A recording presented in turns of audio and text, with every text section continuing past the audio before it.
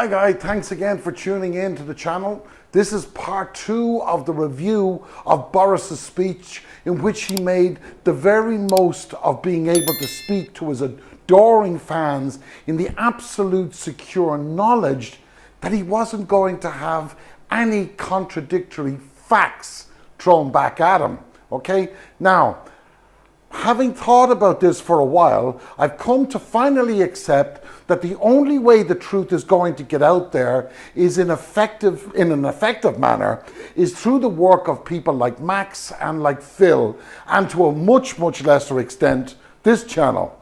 Now, this was clearly evident as Boris conducted interview after interview by countless journalists prior to his speech, who were afraid to rip into him, as he fully deserves, by the way, for fear that they would be excluded, as they are sure to be, from any future interview opportunities with the politicians, which means that their careers as political journalists will be in severe jeopardy, as they won't be able to interview any of the sitting ministers. So it's incumbent upon us to do our best.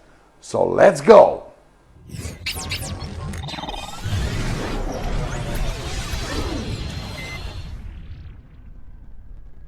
Now, Boris, being the liar that he is, made claims about Hong Kong and how the Conservatives are not against immigration as such, and mentioned how the Conservatives' magnanimous efforts to reach out to the people of Hong Kong should be applauded. Okay, now I don't know about you, but I find this statement, this incredibly pompous and ultimately, by the way, untrue statement, quite incredible. Let's watch. I know that there are some who tell us that we're being ungenerous and unfeeling in our attempts to control our borders. And I say, don't give me that. This is the government that stood up to China and announced that we would provide a haven for British overseas nationals from Hong Kong. 30,000 have already applied. Now, as you can see by the government report at the time, Boris announced that the UK will step in to provide safety for the people of Hong Kong. Of course, he neglected to mention that such aid was only applicable to those who were and had held a British overseas passport. Let me repeat that. It only applied to those that held a British overseas passport. Okay? So hardly a concession, as they were entitled to come anyway.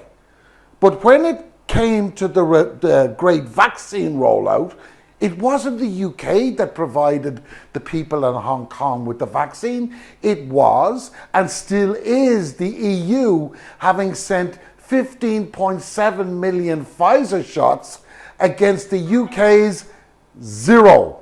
And let's concentrate on Johnson's claims about Hong Kong. You see, in his own release through the Home Office, Johnson had claimed that the UK could not be accused of being anti-immigration when the UK was going to accept 322,400 people from Hong Kong. And now let's face it, that's a hell of a lot of people for any perspective, no matter the economies of scale, no matter the size of the nation.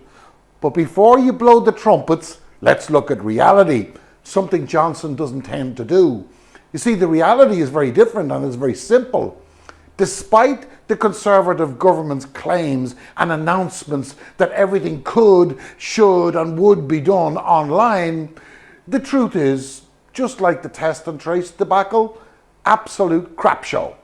There is no portal to apply. There are no extra officials assigned to the embassy in Hong Kong to deal with such applications. Okay?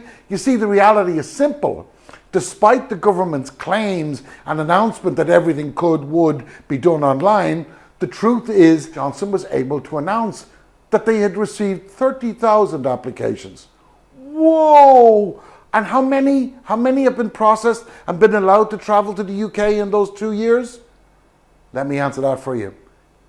7,000.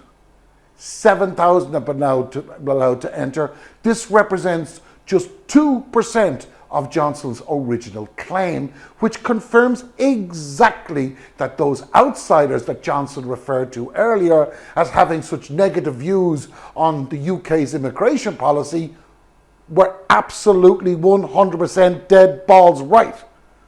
Boris went on to make a number of other claims that I thought we just couldn't forget about, and let's dispense with it at the same speed one would and should adopt very quickly, as if to clear a JCB's bucket load of manure, which metaphorically speaking, Boris attempted to spread and share amongst his audience and anyone else that cared to listen to his garbage. And we'll start with his snide comments on Michel Barnier instigating a constitutional referendum on immigration. Now, of course, what Johnson neglects to mention is that the French actually have a constitution, and unlike what his government tried to do, cannot ride roughshod over that constitution as they see fit, or as it suits an individual government's whim, such as proroguing of Parliament, Boris. You know, let's listen to this, and then let's listen to Barnier's reply after being faced with the same question on a number of occasions.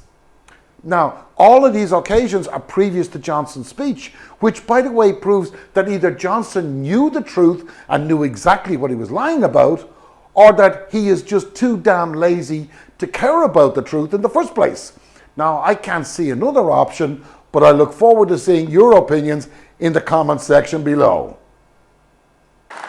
Is it not a sublime irony that even in French politics there is now a leading centre-right politician calling for a referendum on the EU? Who is now calling for France to reprendre le contrôle? It's good old Michel Barnier. That's what happens. That's what happens if you spend a year trying to argue with Lord Frost. The free movement of people inside Euro is not at stake. I want to protect and to maintain the free movement of people between the 27 member states. Okay, now let's move on to just plain bull crap. I don't think we need to see a video of Johnson's making the following claims, as I'm sure you're going to recognize this rhetoric. Now, after years of stagnation, more than a decade, wages are going up faster than before the pandemic even began. Now, in reply to this, let me say that the Institute for Fiscal Studies says wages are rising no faster than in recent years. Furthermore, while pay is up by about 4%, inflation is also up by approximately 4%, so there's no significant wage growth. Let's also not forget that those years he spoke about, about those years, yeah? Well, the last 11 of them have been under conservatives he so proudly subscribed to. However, we must also not forget that the manner in which inflation is now being measured by the ONS must be scrutinized far more carefully than ever before, as the weighting of certain industries bear little relation to current economic activity, something we addressed in a previous video. But let us look at his next claim, shall we? Now, we will make this country an even more attractive destination for foreign direct investment. We are already number one. Well, jeez, number one. The reality, however, is a little different. Actually, the reality is a hell of a lot different. Last month's UN World Investment Report said foreign investment had declined for the second year in a row, leaving the UK in 16th place, 5 positions lower than it had been previously. Fact. He then mentioned Boris, we're talking about Boris here, how this Conservative government had been instrumental in the development of the AstraZeneca vaccine. And on this one, I take exceptional issue with them. It was not the government that made the wonder drug. It was capitalism that ensured that we had a vaccine in less than a year. The AstraZeneca jab was made by the Oxford University Oxford University, in conjunction with AZ, who had their campus in Cambridge University, through that program that was overwhelmingly funded by taxpayers and by charities, with less than 2% coming from private funding. Okay? Less than 2% came from private funding. Yes, there were payments made by government to secure delivery, but those payments were made as the drugs was nearing completion and had already absorbed the massive funding required to develop those mRNA vaccines. But even those institutional funds, which had been supplemented by EU educational grants, are now no longer available. Okay? Now we'll move on to his next statement. We're going to use our Brexit freedoms to do things differently. We have seen off the European Super League and protected our grassroots football, and we are doing at least 8 free ports. The Super League?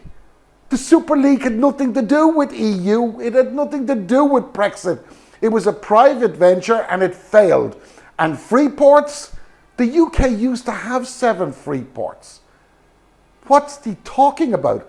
The UK had 7 free ports while a member of the EU. But I'll tell you what those free ports will do, and this is real. If a company does avail of those free ports, they won't have to pay VAT up front for the goods that they import from the EU that they used to have to pay VAT up front. They might have to do that. That might be a benefit for them, but that doesn't bring extra investment. It doesn't bring extra economic activity. It just helps the people survive for a little bit longer, not grow.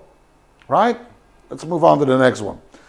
This party that has looked after the NHS for most of its history should be the one to rise to the challenge. 48 new hospitals, he shouted. Now, many of the 48 promised are new units at existing hospitals or major refurbishments of existing hospitals because they're badly in need of it, while others are rebuilds of community hospitals. And let me finish with this particular point. In this August just gone of this year, under Sajid Javid, it was revealed that the NHS bosses had been ordered to describe all such projects as new hospitals. Thanks for watching. See you on the flip side. Take care.